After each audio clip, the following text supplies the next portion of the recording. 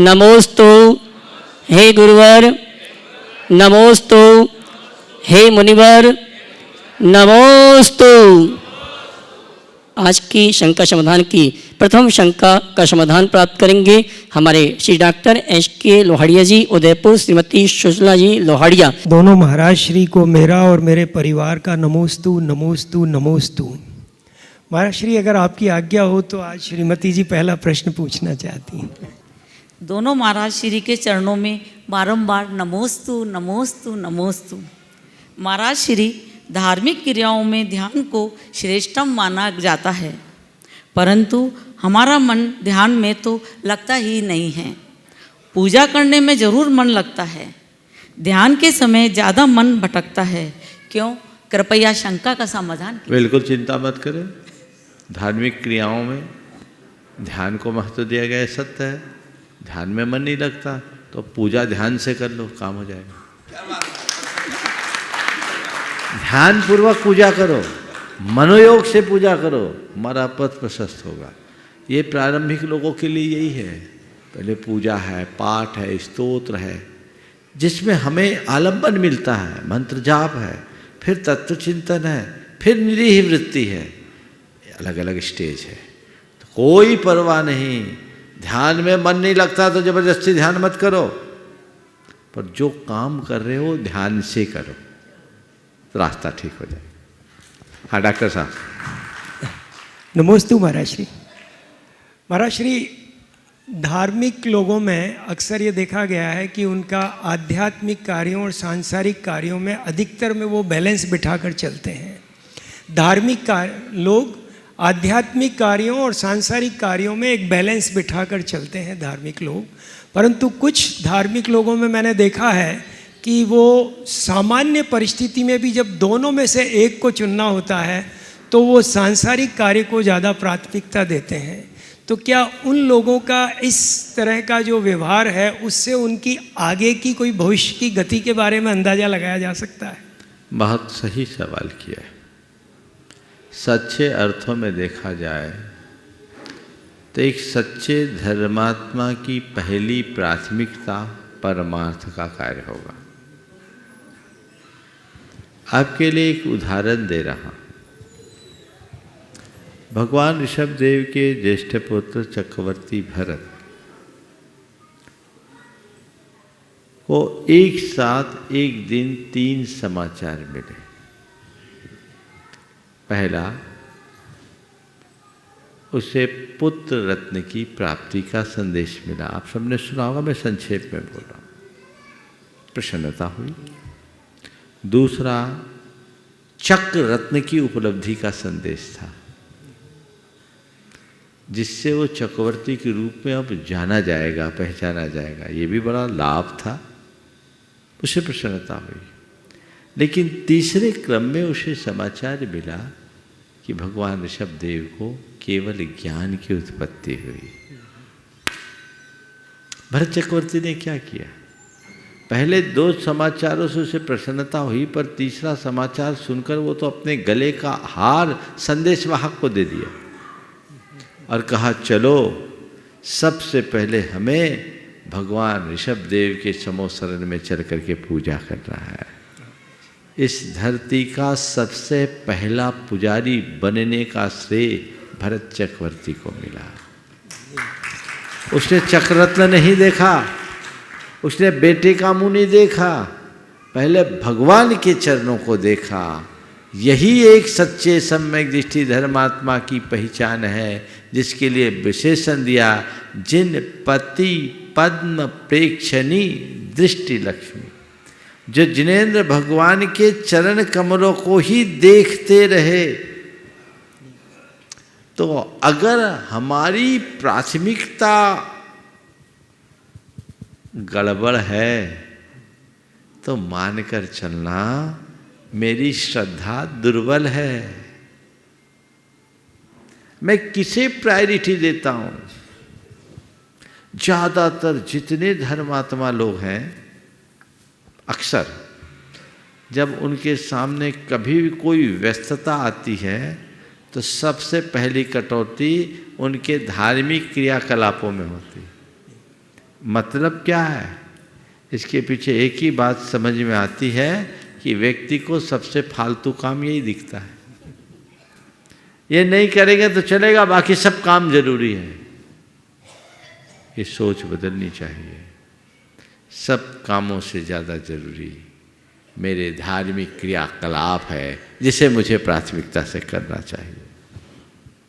ये आपके उत्तर का एक पहलू है, पर अगर मैं ये बात बोलूं तो शायद इसका कुछ साइड इफ़ेक्ट भी हो सकता है।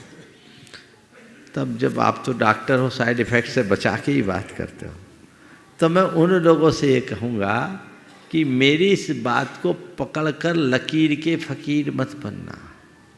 कुछ लोग ऐसा भी कर देते हैं कि इनमें इतना ज़्यादा आग्रही हो जाते हैं कि कोई अर्जेंसी आ जाए तो उसे भी नज़रअंदाज कर देते हैं। अब मुझसे कोई पूछे, कोई व्यक्ति नित्य पूजन करने वाला है, घर से मंदिर की ओर जा रहा है और घर में पिताजी या माँ को अचानक कार्डिक अरेस्ट आया, महाराज ने तो कहा पहली प्राथमिकता भगवान की पूजा को दो, तो मैं तो मरे चाहे जिए मैं तो भगवान की पूजा करूं। ऐसा अर्थ मत ले लेना। उस समय अपने पिताजी की सेवा को भी भगवान की पूजा मान लेना। ये कहलाता अर्जेंट। तो प्राथमिकताएं हमारी धर्म में होनी चाहिए, लेकिन कुछ चीज़ें ऐसी होती है जो प्राथमिक नहीं है पर अत्यावश्यक है। प्रायोरिटी से भी ज़्यादा इम्पोर्टेंट और अर्जेंट की बात मैं अक्सर करता हूँ। तो जो अर्जेंट है उसे देखकर हमें अपनी कुशलता से संपन्न करना चाहिए, उसे देखकर काम करना चाहिए। और इसके साथ एक कड़ी और है कि व्यक्ति को रिचुअल से ज़्यादा स्पिरिचुअल होना चाहिए। हम धार्मिक क्रियाओं में जितना रस रखते हैं, रुझान रखते हैं, उसी अनुपात से हमारा अध्यात्म की तरफ झुकाव भी होना चाहिए। जब तक आध्यात्मिकता की ओर झुकाव नहीं तो जीवन का रस नहीं। आत्म केंद्रित दृष्टि हो, मैं धर्म कर रहा हूं, किसके लिए कर रहा हूं? केंद्र में मेरी आत्मा होगी तो जीवन बड़ा संतुलित होगा। और आत्मा को ओझल करके और बातों में हम ध्यान देंगे तो फिसल जाएंगे। तो इन बातों को ध्यान में रखकर बहुत अच्छा सवाल आपने किया है। मैं समझता हूँ सारी बातें समाहित हो गई। नमोस्तु महाराज श्री, नमोस्तु नमोस्तु। श्रीमान वसंत जी, अजय जी पिंडरी, गुरुदेव के चरणों में बारंबार नमोस्तु। आरिका हमारी जी मती माता जी सत्संग का बारंबार नमोस्तु एवं पिंडरी समाज का बारंबार नमोस्तु। हे गुरुवर, हे गुरुवर, मेरे ही शंका है कि हमारा मकान अगर मंदिर से लगा हुआ प्लाट है उसमें बनाएं तो क्या दोष है? मकान मंदिर से लगा हुआ है? प्लाट है, हमारे प्लाट है, मकान बनाना चाहता। अच्छा, तुम्हारा जो प्लाट है मंदिर के बाजू में है? हाँ। मकान बनाना चाहते हो? मकान बनाए नहीं ना? पीछे, अभी नहीं बनाया। तो समाज वाले से कहो कि तुम मंदिर बनाओ, हम प्लाट देते, तुम हमको थोड़ा बहुत सहयोग कर दो, हम दूसरी जगह ले लेंगे। हमारा घर भी बन जाए, भगवान का मंदिर भी बन जाए, क्या बुरा? अगर बना नहीं है तो झमेला क्यों पाल रहे हो? अच्छा है, मंदिर के आसपास के प्लाट को हमें टालना चाहिए, खासकर जहाँ मंदिर की छाया पड़े उससे बचना चाहिए। श्रीमती चंदन जी उखेरे, रायबाग, शब्द लगा। ಗುರುದೇವ್ ನಮೋಸ್ತು ನಮೋಸ್ತು ನಮೋಸ್ತು. ನಾವು ಎಲ್ಲರೂ कर्नाटक राज्यದಿಂದ ಬಂದೇವ್ರಿ महाराज। रायबाग मचिंचली सदलगा गाँव के पास है हमारा। मेरा प्रश्न ये है, अहंकार से कैसे बचे? लोग से बदला लेने की सोच हम तो नहीं करते, नहीं, फिर भी वे हमसे अहंकार करते हैं। इस दुनिया में हम आगे कैसे बढ़े? आपने पूछा अहंकार से कैसे बचे। देखिए, बड़ा सरल उपाय बताता हूँ। अहंकार से बचने का। अहंकार को पहले पहचान लो तो अहंकार से अपने आप बच जाएंगे। अहंकार है क्या? हम लोग बोलते तो अहंकार अहंकार, और आजकल एक शब्द आ गया ईगो ईगो। ये क्या है पता है? किसको बोलते हैं अहंकार? बोलिएगा माइक पे।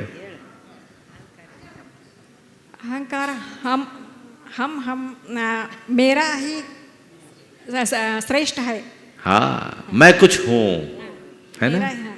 मैं कुछ हूँ। कुछ क्या हूँ? कुछ विशेष हूँ।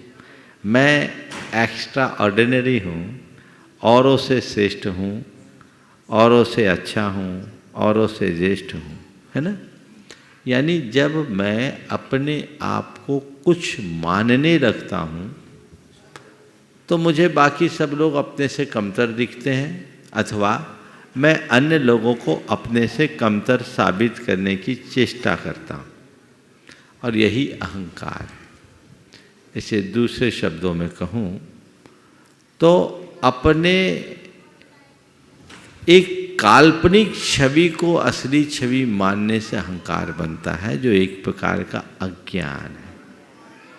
मैंने अपने आप को मान लिया मैं हिंदुस्तान का एक बड़ा मुनि हूँ, बड़ा साधु हूँ। लाखों लोग मुझे रोज सुनते हैं, पूरे विश्व में मेरे बहुत प्रशंसक और फॉलोअर्स हैं। मेरे आगे कोई लगता ही नहीं है। मैं जब बोलता हूं तो लोग मंत्रमुग्ध हो जाते हैं। मेरे लिए लोगों में बड़ी आतुरता होती है, और ये मेरी छवि है, इसका नाम प्रमाण सागर है। बस यही प्रमाण सागर का अहंकार है, जो उसके अज्ञान के कारण पनपा है। समझ गए बात को? मैं क्या हूँ? ये तो सब ऊपर की चीजें हैं, निमित्त नैमित्तिक संबंध है, जुड़ गई हैं, पर मेरा वो स्वरूप नहीं है। मैं क्या हूँ? मैं तो सब विशेषणों से परे हूँ। मेरे साथ कोई विशेषण नहीं है, बस मैं हूँ। न अच्छा हूँ, न बड़ा हूँ, न ऊंचा हूँ, न नीचा हूँ, न ज्येष्ठ हूँ, न कनिष्ठ अज्येष्ठ हूँ, न श्रेष्ठ हूँ, न अश्रेष्ठ हूँ, न वरिष्ठ हूँ, न कनिष्ठ हूँ।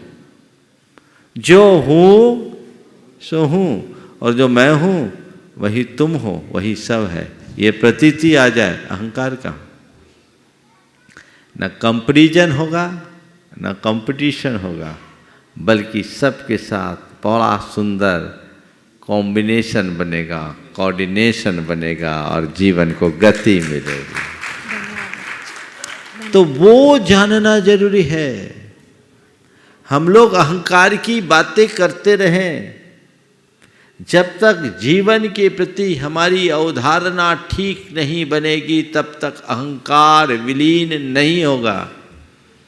जैसा मैं हूं वैसे ही सब है, तत्ततः किसी में कोई अंतर नहीं है। आज जिसे मैं तुच्छ मान रहा हूं, कल वो मुझसे उच्च बन सकता है, और आज जो उच्च पद में है वो कल तुच्छ हो सकता है।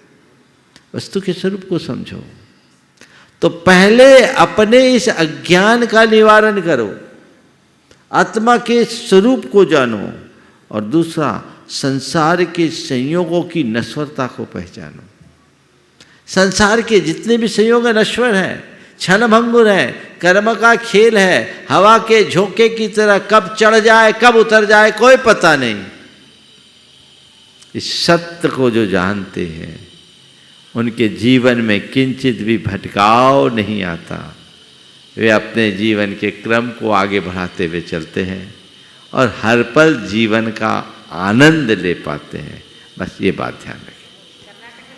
श्रीमान अजय जी वरिया, वरिष्ठ पत्रकार, पूर्व शिक्षा मंत्री, पंचायत सभा ललितपुर, उसके बाद तैयार रहेंगे गुणायतन ट्रस्टी श्री आनंद स्टील परिवार सागर से कुहू और सीए प्रियेश जैन। पूज्य मुनिद्वय के चरणों में बारंबार नमोस्तु। स्वर्णमयी है काया इनकी और बालक बत मुस्कान है, संत शिरोमणि प्रमाण सागर हम सबके भगवान हैं, हम सबके भगवान हैं। पूज्य गुरुदेव, अभी भारत देश की 75वीं स्वर्ण वर्षगांठ मनाई गई, जिसमें बड़ा जश्न हुआ। तो कुछ जंगल से सांप के बच्चे भी निकल के बाहर आते हैं कि मैं भी इस जश्न में शामिल हूँ और भारत देश जो जश्न मना रहा है उसको देखूं। तो जब वो रास्ते में आ रहे थे तो उनके कुछ बुजुर्ग सांप जा रहे थे, तो उन्होंने कहा कि कहाँ जा रहे हो? तो सर्प के बच्चे बोले, मैं भारत देश में जो जश्न हो रहा है उसको देखने को जा रहा हूँ इंसानों की बस्ती में। तो जो बुजुर्ग सांप थे वो कहते हैं कि कुछ इंसान भारत देश में क्या हर जगह पूरे विश्व में इस तरीके के होते हैं जिनके चेहरे पर कुछ मुखौटे चढ़े होते हैं, उनको तुम पहचान नहीं पाओगे और वो तुम्हें मार देंगे। तो मुनिश्री, हमारा इसमें प्रश्न है कि जब एक इंसान को सर्प जानता है लेकिन हम लोग नहीं पहचान पाते हैं उनके मुखौटों को, तो कैसे हम लोग पहचाने ऐसे मुखौटे के इंसानों को? पूज्य मुनिश्री हमारी इस शंका का समाधान करने की कृपा करें। सांप होता है और सांप कितना खतरनाक है इसका हमें अंदाज तब लगता है जब वो सांप किसी को डसता है और उसके डंस से सामने वाला मरता है, पहले नहीं दिखता। इसी तरह मनुष्य के साथ भी है। आपने मुखौटे की बात की, और सच में अगर देखा जाए तो आदमी आज सांपों से भी ज़्यादा खतरनाक हो गया है। किसी ने बड़ी अच्छी पंक्तियाँ लिखी, आपके संदर्भ में मुझे याद आ गई। आदमी में इस कदर विष भर गया है, वंश सारा विष धरों का डर गया है। आदमी में इस कदर विष भर गया है, वंश सारा विष धरों का डर गया है। कल सुनेंगे आदमी के काटने से, कल सुनेंगे आदमी के काटने से रास्ते का सांप कोई मर गया है। आदमी इतना खतरनाक है, जिस मनुष्य के अंदर स्वार्थ, अहंकार, ईर्ष्या, दर्प, दंभ, क्या जहर भरा है, समझ लो सांप से भी खतरनाक है। सांप में और आदमी में एक थोड़ा सा अंतर है। सांप काट करके पलटता है और आदमी पलट करके काटता है। समझ गया ना? सांप काट करके पलटता है और आदमी पलट करके काटता है। हम समझे, व्यक्ति को निकटता से देखने की कोशिश करें, जल्दी से कभी किसी पर विश्वास न करें। नीति कहती है व्यक्ति की मुखाकृति से व्यक्ति पर विश्वास मत करो, उसके चिंतन, उसके व्यवहार, उसकी प्रवृत्ति का गंभीरता से अध्ययन करके ही किसी पर विश्वास करो। नमोस्तु। गुणायतन ट्रस्टी श्रीमान आनंद स्टील परिवार सागर से युगल मुनि राजों के चरणों में बारंबार नमोस्तु नमोस्तु नमोस्तु।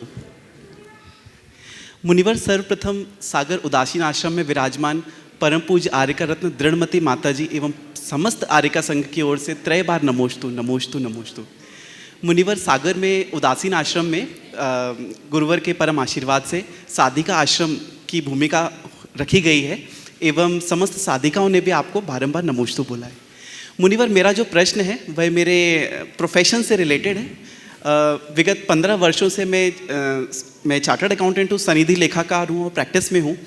तो मुनिवर, जब प्रैक्टिस स्टार्ट किया था उस समय एक प्रण लिया था, एक प्रोफेशनल एथिक्स बनाया था कि किसी भी ऐसे क्लाइंट के वर्क को एक्सेप्ट नहीं करना है जो किसी भी प्रकार से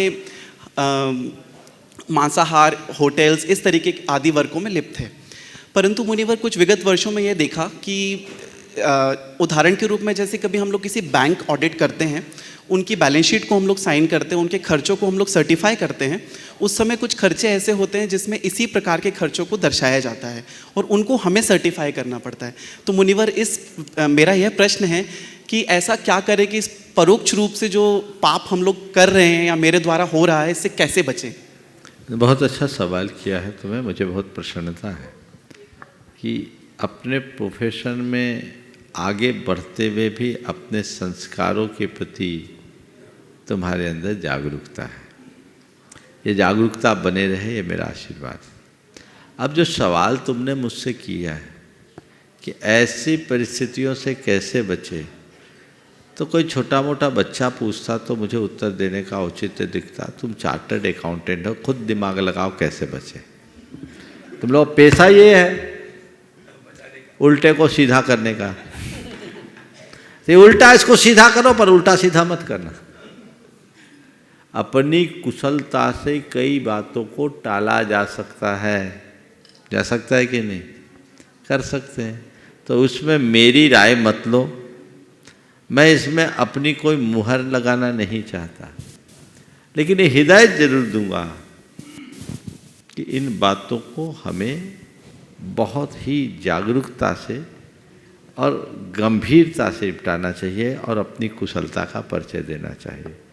अगर तुम्हारे मन में प्रश्न आ गया ना तो इसका समाधान भी तुम तलाश लोगे, अब मेरे से ज़्यादा अच्छा निकालोगे कि कैसे इस बात को हम टाले और अपने काम को आगे बढ़ाएं। आनंद आनंद को चलिए। गुरुदेव के चरणों में बारंबार नमोस्तु, बारंबार नमोस्तु। सकल जगम्बर जैन समाज के आपके चरणों में नमोस्तु नमोस्तु नमोस्तु। गुरुदेव, एक क्वेश्चन है, बहुत दिन से थोड़ा मन भी अशांत है। आज लोग अभिषेक करते हैं, दोनों टाइम का स्वाध्याय करते हैं और उसके बाद विवेक नहीं रखते।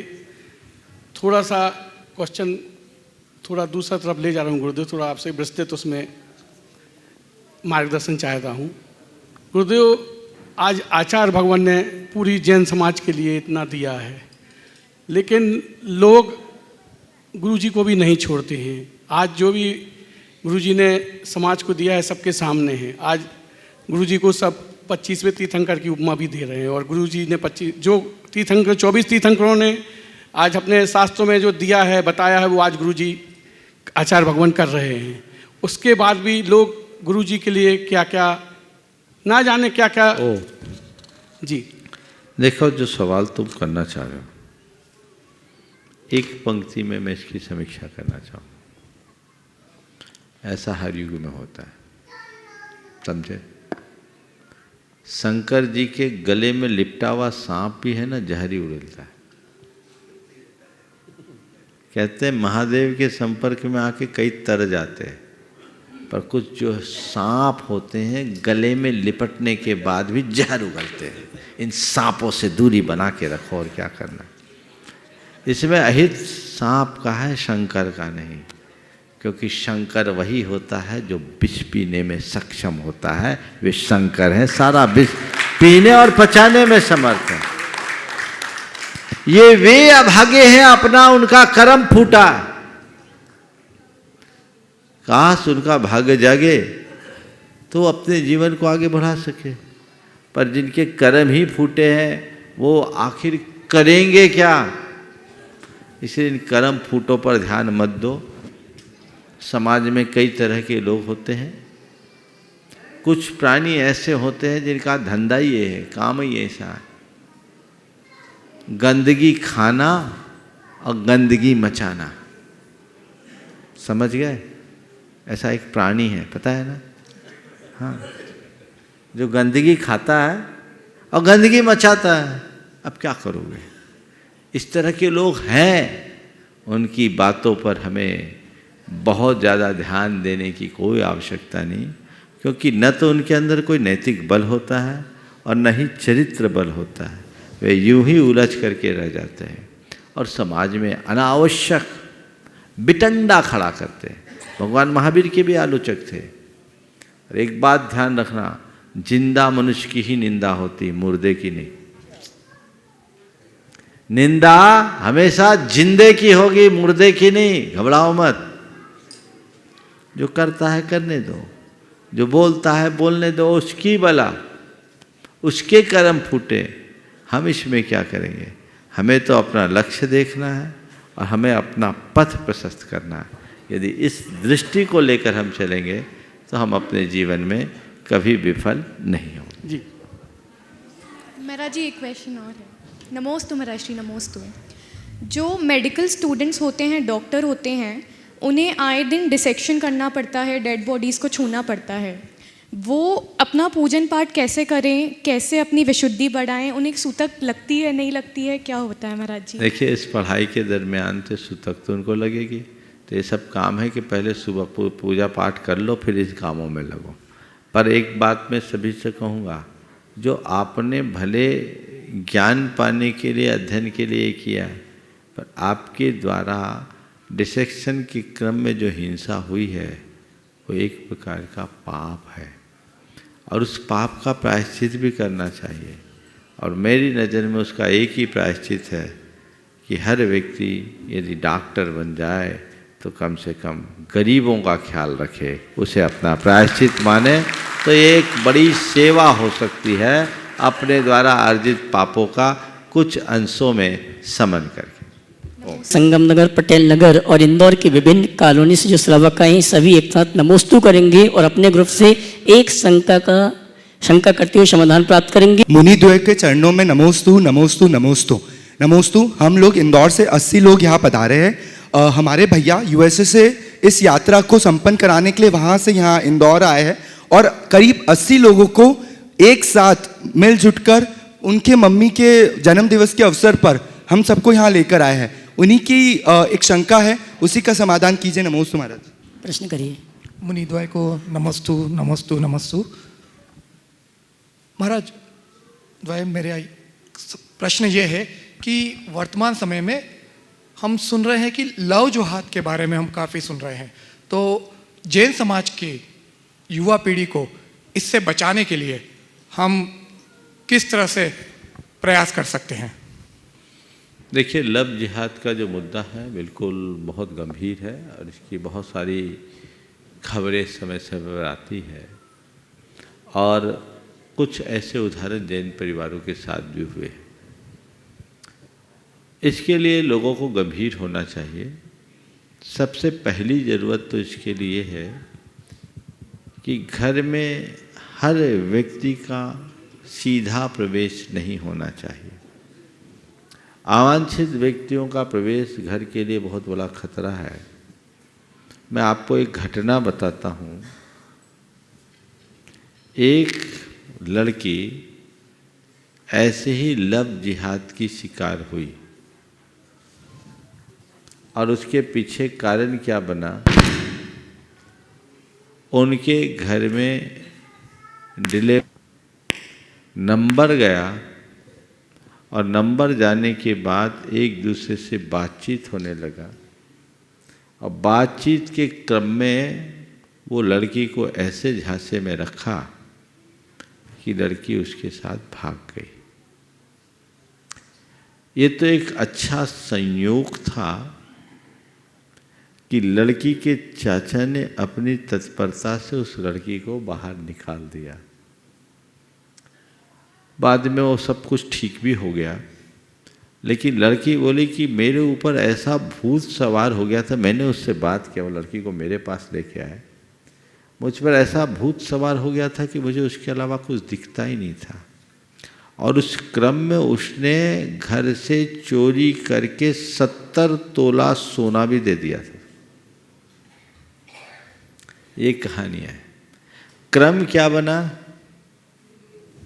डिलीवरी हुआ है। तो आप लोगों से मेरा केवल इतना कहना है कि आप अपनी निजता को सुरक्षित रखना शुरू कीजिए। घर में सेंध आ रही है, आप सब कुछ सुविधा तो चाहते हैं, ऑनलाइन सब मिल जाए, लेकिन ये सुविधा जी का जंजाल भी बन सकती है। ऐसे एक नहीं, अगर मैं सुनाना चाहूँ तो अनेक प्रसंग सुना सकता हूँ। इससे बचना चाहिए। इसी तरह दोस्ती के मामले में, चाहे लड़का हो या लड़की, दोस्ती में भी हमें अपनी एक सीमा होनी चाहिए।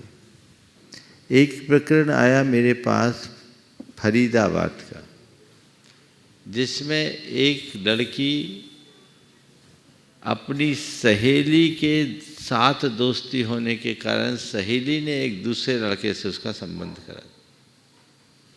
ऐसे कई हैं। तो दोस्ती में भी हमें अपनी सीमाओं का ध्यान रखना चाहिए और किनसे दोस्ती रखें, किनसे न रखें, इसका विवेक होना चाहिए।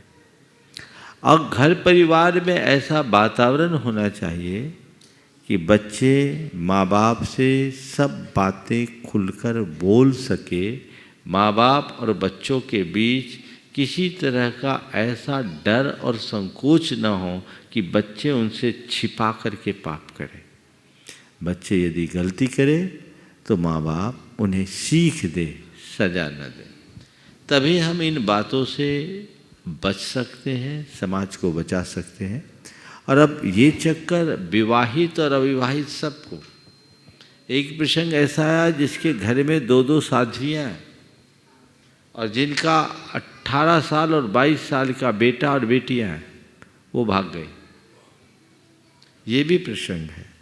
तो ऐसे अनेक अनेक घटनाएं प्रकाश में आती रहती हैं और कई बार ये किस तरह की बर्बरता के शिकार होते हैं आप सबको पता है।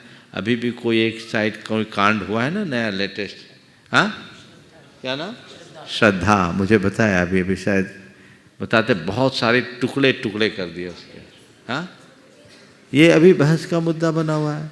तो हमें अपनी मर्यादाओं की सुरक्षा खुद करनी होगी। मैं लड़कियों से कहूँगा, बुरा मत मानना, हमारी लड़कियां मॉडर्न बनने के ख्याल में, ज़्यादा स्मार्ट बनने के ख्याल में सपाट हो जाती, मामला गड़बड़ा जाता है। और दूसरा, उनको सपोर्ट करती उनकी मम्मियाँ। जितने भी केस हिस्ट्री है उनकी गहराई में जाएंगे तो माएँ अनावश्यक समर्थन देती है जिससे उनको बल मिलता है। और जब पानी सिर के ऊपर से जाने लगता है तब हमारे हाथ में कुछ नहीं बचता। इसलिए इन बातों पर बहुत गंभीरता हमें रखनी चाहिए। श्रीमान श्रेयांश कुमार जी मलैया, अवाना, दमोह। मुनि द्वय के चरणों में मेरा, मेरे परिवार का, सकल दिगंबर जैन समाज अभाना एवं मेरे सभी रिश्तेदारों का बारंबार नमोस्तु। महाराज जी, मेरी जिज्ञासा है, आवृत्ति श्रावक जो हैं उनके लिए देवशास्त्र गुरु की भक्ति श्रेष्ठ है अथवा निज गायक स्वभाव का चिंतन श्रेष्ठ है? क्योंकि कुछ मार्गी ऐसे बताते हैं कि भक्ति पे जिनका ध्यान नहीं है लेकिन सोचते हैं कि निज आत्मस्वरूप का चिंतन करेंगे तो वो श्रेष्ठ है। तो एक घटना सुनाता हूँ। पंडित बनारसी दास जी का नाम आपने सुना होगा, सुना है नहीं सुना? सुना। बड़े आध्यात्मिक विद्वान थे और समय सार में अर्ध कथानक भी उनने लिखा। अध्यात्म रस के रसिक थे। एक दिन उनके मन में आया, ये सब पूजा पाठ, स्वाध्याय, धार्मिक क्रियाएं छोड़ूं और आत्मा का आनंद लूं। तो उन्होंने 3 दिनों तक एक कक्ष में बंद होकर, निर्वस्त्र होकर आत्मानुभवन करने की कोशिश की। 3 दिन तक आत्मा की धुन में लगे और उसके बाद जो उनकी अनुभूति थी उसे ईमानदारी से उनने अपने अर्ध कथानक में लिखा। उसमें जो लिखा उस शब्दों को सुनो। करनी को तो रस मिट्यो, मिलो न निज को स्वाद। करनी को तो रस मिट्यो, मिलो न निज को स्वाद। यानी जो हमें करने का, अपनी धार्मिक क्रियाओं का जो आनंद था वो तो गया, आत्मा का स्वाद नहीं मिला। करनी को तो रस मिट्यो, मिलो न निज को स्वाद। भई बनारसी की धसा, जैसे ऊंट को पाद। हवा में ऊंट को पाद, समझ गए? तो ये अधर में ही रह गए। अब ऐसे लोगों को अगर इसी में रहना है तो रहे, हमें क्या करना है? रहो तो, पर ध्यान रखना अपनी भूमिका अनुरूप क्रिया करोगे तो फलो फूलोगे, और भूमिका के विरुद्ध जाओगे तो जीवन भर पछताओगे। समझ गए? तो मेरी भूमिका क्या है हमारे तीर्थंकर भगवंतों ने मेरे लिए क्या कहा है, मुझे उसका स्मरण रखना है और उसी अनुरूप अपना जीवन आगे बढ़ाना है। और आइए चलते हैं अगली शंका का समाधान हम और आप प्राप्त करें। उसके पूर्व जिन्होंने गुणायतन से जुड़ने का अवसर स्वभाव प्राप्त किया है, अगर यहाँ पर उपस्थित हैं तो अपने स्थान में खड़े होकर गुरुवंदना का स्वभाव प्राप्त करेंगे। निर्माण शार्थी श्री कुमारी करिश्मा जैन दिल्ली, सूत्रधार श्रीमती राजकुमारी जैन, श्री महेंद्र कुमार जी जैन उदयपुर, अगर उपस्थित हैं अपने स्थान में खड़े होकर गुरुवर का आशीर्वाद प्राप्त करेंगे। और इसी क्रम में मैं उस परिवार को आमंत्रित करूंगा जिन्होंने गुणायतन में शिरोमणि संरक्षक के रूप में जुड़ने का स्वभाव प्राप्त किया है और अगली शंका भी करेंगे। श्रीमान हुकुमचंद जी, गुणमाला जी पहाड़े, प्रशांत जी, सपना जी, यश जी, श्वेता जी पहाड़े, शशांक पहाड़े बेंगलोर, श्रीमान संजय जी पहाड़ी, शिरोमणि संरक्षक गुणायतन, ये आएंगे हमारे सम्माननीय श्रीमान हुकुमचंद जी, गुणमाला जी पहाड़े परिवार का, प्रशांत जी, सपना जी, यश जी, श्वेता पहाड़ी, शशांक पहाड़ी, उनका सम्मान का कार्यक्रम संपन्न करेंगे। और मैं चाहूंगा आप इनके सम्मान में जोरदार ताली बजाकर इनका सम्मान करें। बंदे सम्मान का क्रम चल रहा है और गुणायतन से शिरोमणि संरक्षक के रूप में जिन्होंने का सौभाग्य प्राप्त किया, श्रीमती बिमला देवी सोनी, धर्मपत्नी स्वर्गीय सुमेर चंद जी, श्रीमान सुधांशु जी, श्रीमती सुमन जी, श्री शानित जी सोनी जयपुर, इन्होंने गुणायतन से और सम्मान करने जो भी आ रहे हैं मैं निवेदन करना चाहूँगा महिलाओं का पगड़ी से सम्मान न करें। श्रीमती संध्या जी सागर उपकार ये भी आ जावे सम्मान करने के लिए। और आइए सम्मान का एक क्रम चल रहा है, उसके पूर्व आपसे कहना चाहूँगा आगामी 10 दिसंबर को श्रीमती संध्या जी आ जावे प्रतीक चिन्ह देकर सम्मान का कार्य संपन्न करेंगे। आगामी 10 दिसंबर को परम पूज्य मुनिवर के सानिध्य में गुणायतन का राष्ट्रीय महाधिवेशन आयोजित है और इस महाधिवेशन में सभी गुणायतन के ट्रस्टी, सभी पदाधिकारी और जो गुणायतन से जुड़े हैं वे सभी आमंत्रित हैं। साथ ही 11 दिसंबर को परम पूज्य मुनिवर प्रमाण सागर जी अरसागढ़ी महाराज का भव्य पिछिका परिवर्तन का महामहोत्सव आयोजित है। दोपहर 1 बजे से कार्यक्रम प्रारंभ होगा। जिनवाणी चैनल पर 1 बजे से 5 बजे तक सीधा प्रसारण का कार्यक्रम दिखाया जाएगा और 12 और 13 दिसंबर को परम पूज्य मुनिवर के सानिध्य में हमें आपको तीर्थराज संबित शिखर की परिक्रमा करने का सौभाग्य प्राप्त होगा। 12 दिसंबर को ये परिक्रमा प्रारंभ होगी और परिक्रमा मार्ग में ही परम पूज्य युगल मुनिराज की आहारचर्या होगी। सायंकालीन शंका समाधान का कार्यक्रम नीमिया घाट में होगा, रात्रि विश्राम वही होगा और 13 दिसंबर को पुनः समापन परिक्रमा यात्रा प्रारंभ होगी और 13 दिसंबर की आहारचर्या गुणायतन में संपन्न होगी। और अगले शिरोमणि संरक्षक के रूप में सम्मान सहित आपकी तालियों का सम्मान चाहूँगा श्रीमती विमला देवी जी, धर्मपत्नी स्वर्गीय श्री सुमेर चंद जी, श्री उनके सुपुत्र श्रीमान सुधांशु जी, श्रीमती सुमन जी, श्री सानिध्य सोनी जयपुर बैंकॉक, इन्होंने गुणायतन से शिरोमणि संरक्षक के रूप में जुड़ने का सौभाग्य प्राप्त किया है। मैं चाहूँगा उनके भावों की अनुमोदना के लिए आप जोरदार ताली बजाकर उनका सम्मान करें। और आइए शंका समाधान में अगली शंका लेकर आ रहे हैं श्रीमान प्रशांत जी, सपना जी और उसके बाद तैयार रहेंगे श्री राहुल जी, सुचिता जी, उषा जी, भारती, आरती जैन, सिंघई परिवार, विदिशा गुणायतन ट्रस्टी अगली शंका लेके आएंगे। नमस्ते महाराज जी, नमस्ते महाराज जी, नमस्ते महाराज जी। मुझे आपसे जोड़कर ये संस्था से जोड़कर मेरा एक भाग्य है कि आपसे आपके साथ मुझे जोड़कर आपकी सेवा में संस्थान की सेवा करने का मौका दे रहा है। मैं मेरे मम्मी पापा को, मेरे पूरे परिवार को उनके आशीर्वाद की वजह से मैं आज कर पा रहा हूँ। धन्यवाद महाराज जी। कोई सवाल है? ओ आप नमस्ते महाराज जी। जब आप लड़कियों की बात कर रहे थे तो मेरे मन में यही विचार आया कि जब हम अपनी लड़कियों को पढ़ाई के लिए बाहर भेजते हैं तो उनको जब बाहर जाती हैं बड़ी सिटियों में तो उनको कोई जगह नहीं मिलती रहने के लिए, तो अगर अपने समाज का कुछ जैसे लड़कों के लिए हॉस्टल बनता है लड़कियों के लिए भी बने तो बहुत अच्छा होगा महाराज जी।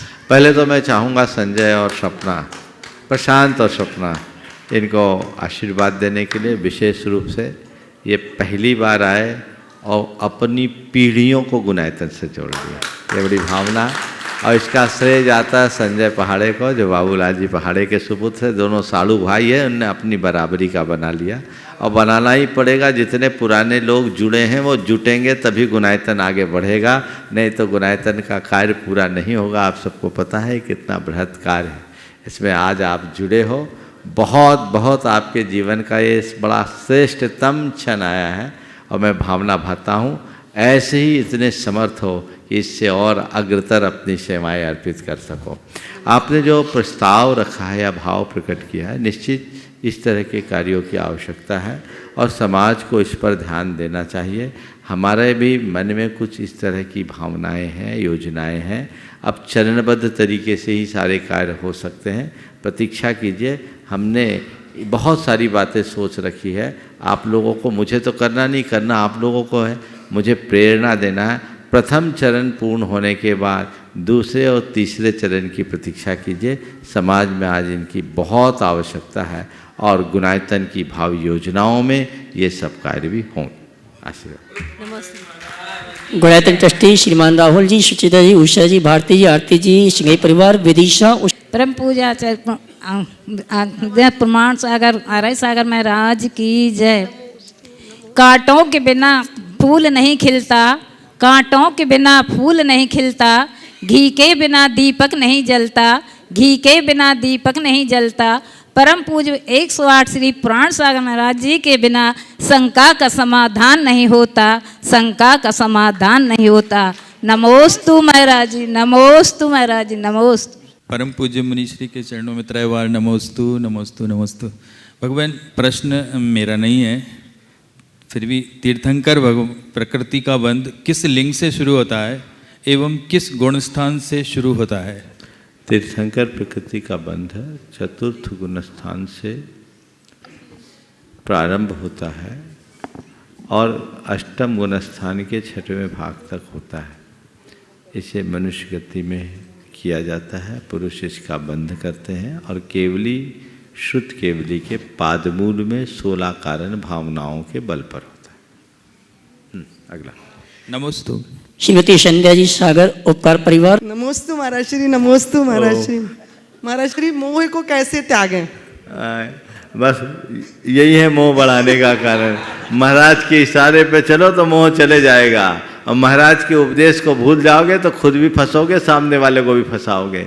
मोह जी का जंजाल है, इससे बचो और अपने जीवन के परम लक्ष्य को सामने रखते हुए आगे बढ़ो। कैसे कैसे? बस तत्व ज्ञान को अपनाते हुए और गुरु वाणी को अपना आदर्श मानते हुए।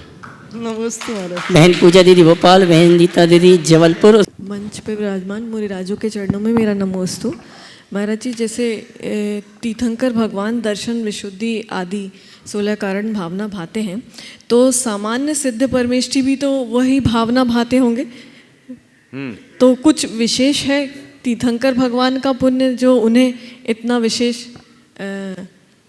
वैभव मिला है, और सामान्य सिद्ध यहाँ से जैसे कितने सिद्ध गए हैं? ऐसा है कि तीर्थंकर प्रकृति के बंध के लिए तो भावना भाना पड़ता है, मोक्ष जाने के लिए भावना नहीं भाना पड़ता है, भावनाओं से ऊपर होना पड़ता है जी। तीर्थंकरत्व तो पुण्य के फल स्वरूप होता है, पर मोक्ष आत्म ध्यान के बल पर होता है। तो सामान्य केवली जो होते हैं वे आत्म ध्यान के बल पर मोक्ष जाते हैं।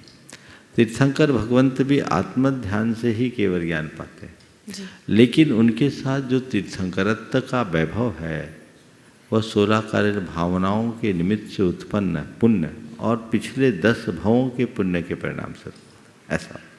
जी, नमोस्तु महाराज। श्रीमती भावना जी, इंदौर। नमोस्तु महाराज जी, नमोस्तु। मेरा प्रश्न तो बाद में है, पर एक बात पूछनी थी। मेरे पापा बहुत धार्मिक प्रवृत्ति के थे, 80 साल की उम्र थी। उनके शिखर जी की वंदना करने की बहुत ज़्यादा भाव थे कि एक बार और कर लूँ। तो वो हरदा स्टेशन से बैठना था, 30 किलोमीटर का सफ़र भी तय कर लिया था, परंतु ट्रेन आ रही उसके पहले उनको अटैक आ गया और वो यहाँ तक नहीं आ पाए, स्पॉट पे ही ख़त्म हो गए। तो ऐसा क्यों महाराज जी, क्या भाव होते उनके? मैं एक तो कहता हूँ वो वंदना करके चले भी गए हों। चले, मेरा क्वेश्चन है महाराज जी। मेरी बात सुनो पूरे। उनने अपने भाव किए, घर से निकल गए तो समझ ला वंदना तो हो ही गई। अब आयु का तो कोई भरोसा नहीं, सही है, कब किसके साथ क्या हो जाए। इसलिए मैं ये कहूँगा, जिनके भी जो अच्छे भाव हैं तुरंत कर दो, कल पर मत टालो। कर लो सो काम, भज लो सो राम, है ना। अब अपना सवाल कीजिए। जीवन में आधा दुख गलत लोगों से उम्मीद करने से आता है और बाकी का आधा दुख सच्चे लोगों पर शक करने से आता है। तो हम ऐसा क्या करें कि इन दोनों से बचें और दुख ना हो हमको? बस बिल्कुल ठीक है। गलत लोगों से जुड़ो मत और अच्छे लोगों से शक करना छोड़ दो तो सब दुख ही खत्म हो जाएगा। आपके प्रश्न में ही आपका उत्तर है। नमोस्तु महाराज जी। और आइए मैं सम्मान से आमंत्रित करूंगा उस व्यक्तित्व को जिसको भरपूर गुरु का आशीर्वाद है, श्रीमान विपिन जी, अहिंसा बिल्डर दिल्ली। और मैं चाहूँगा उनके सम्मान के लिए आमंत्रित करूँगा हमारे गुणायतन के सीओ साहब श्रीमान सुभाष जी और सीएफओ साहब श्रीमान सुनील जी देहरादून। ये आएंगे, सम्मानीय विपिन जी का सम्मान का कार्यक्रम संपन्न करेंगे। मैं चाहूँगा इनके सम्मान में आपकी तालियां जोरदार बजती रहनी चाहिए।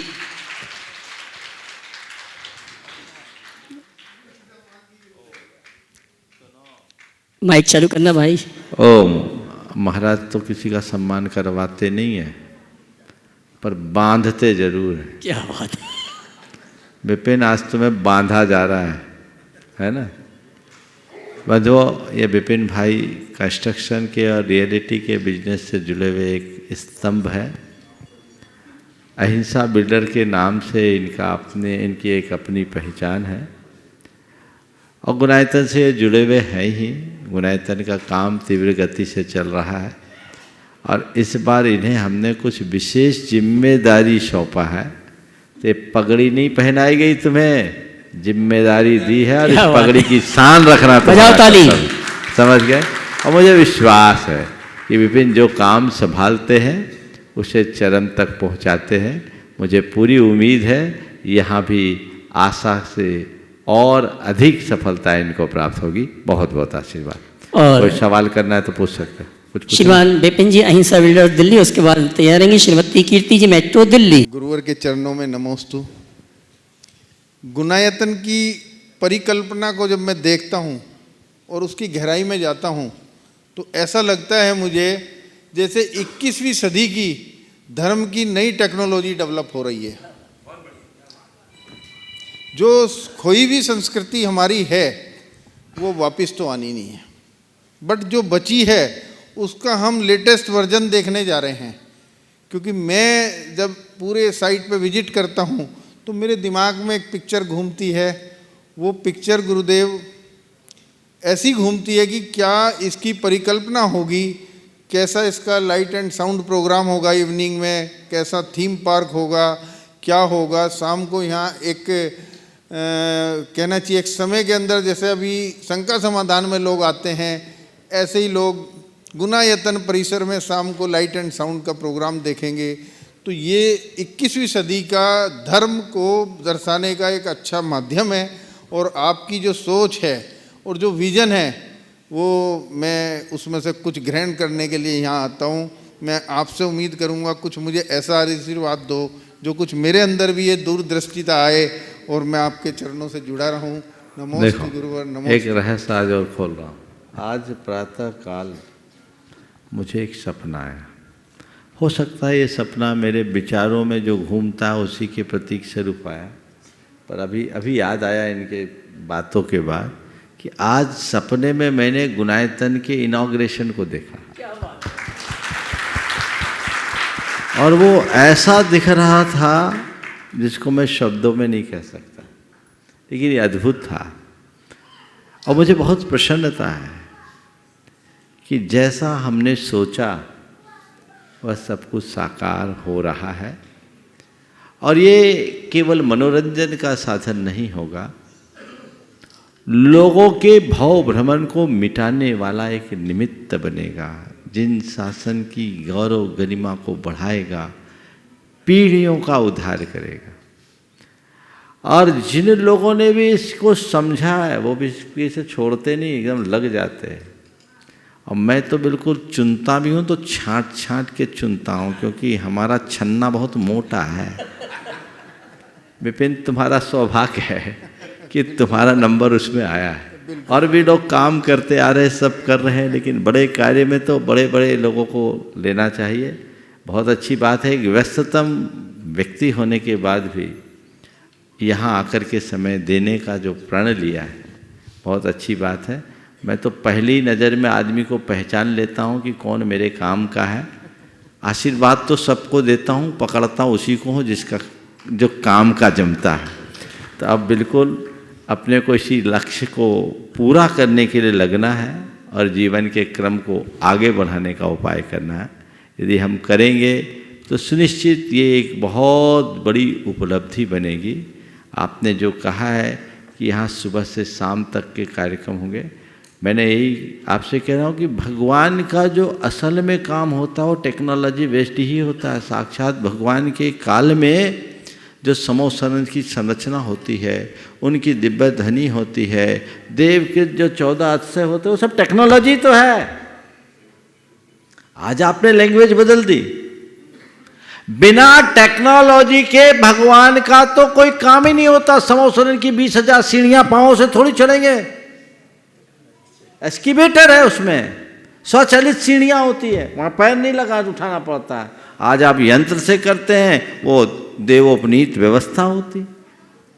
देखते ही देखते समूह शरण लग जाता है। तो ये तो टेक्नोलॉजी है ना, तो देवों की टेक्नोलॉजी है। आज देवताओं ने नियम ले लिया है कि हम पंचम काल में मध्यलोक में जाएंगे नहीं, तो कोई बात नहीं, भगवान की कृपा से इतनी दिव्यता आ गई कि वो टेक्नोलॉजी यहाँ उपयोग में आ रही है। हम उस टेक्नोलॉजी का प्रयोग करें, और ये टेक्नोलॉजी बाहर की है। इस टेक्नोलॉजी से, आत्मा से जुड़ने की टेक्निक हमने सीख ली, हमारा जीवन धन्य हो गया। लक्ष्य हमारा ये रखना चाहिए, और इसी से हम अपने जीवन को आगे बढ़ा सकेंगे। समय आप सबका हो गया यहीं पर विराम। बोलिए परम पूज्य आचार्य गुरुवर श्री विद्यासागर जी। जय जय जय।